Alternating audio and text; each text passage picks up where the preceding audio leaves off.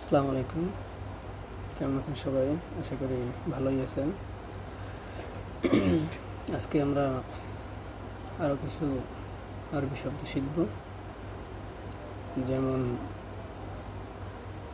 আমরা এভাবে একটা সেন্টেন্সকে আবার কিছু শব্দে আলাদা আলাদা অর্থের অনুবাদের মাধ্যমে শিখলে এটা সহজেই বোঝা যায় এবং তাড়াতাড়ি আয়ত্ত করা যায়। যেমন আমরা যদি বলি কাম ফুলুস হাদা সবল, এখানে কাম ফুলুস হাদা সবল অর্থাৎ এই কাজের মূল্য কত বা দাম কত। এখানে কাম অর্থ কত, ফুলুস অর্থ টাকা, আর সবল অর্থ কাজ, হাদা মানে এই বা এটা। কাম ফুলুস হাদা সবল অর্থাৎ এই কাজের মূল্য কত। এরপরে যদি আমরা বলি হাদা সগল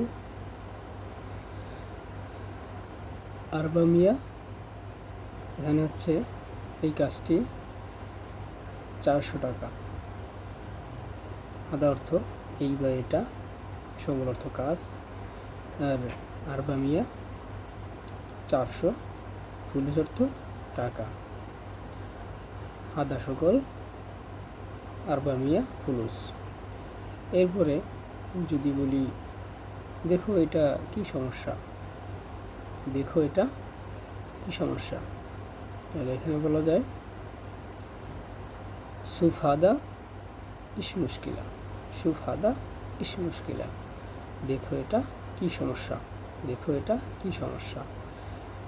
সুফ অর্থ দেখা, হাদা অর্থ এ বা এটা। প্রত্যেকটা সেন্টেন্সে কি দেখা যায় হাদা শব্দটা এসেছে, ঠিক আছে। সুফ মানে দেখা, হাদা অর্থ এই বা এটা, এবং এস অর্থ কি, মুশকিলা সমস্যা।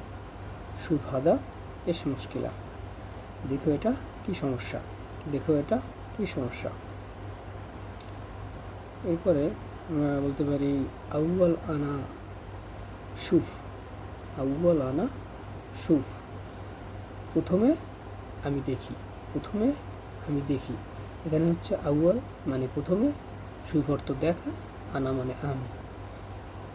আগের শব্দটা, আগের সেন্টেন্সটায় কিন্তু একটা সুফ ছিল, অর্থাৎ এই সুফ শব্দটা আবার এসেছে।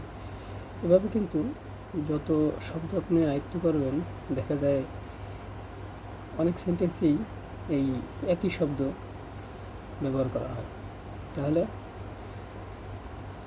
আউয়াল আনা সুফ, আউয়াল প্রথমে, আনা আমি, সুফ দেখি, প্রথমে আমি দেখি। এরকম কিন্তু আমরা শিখতে পারি।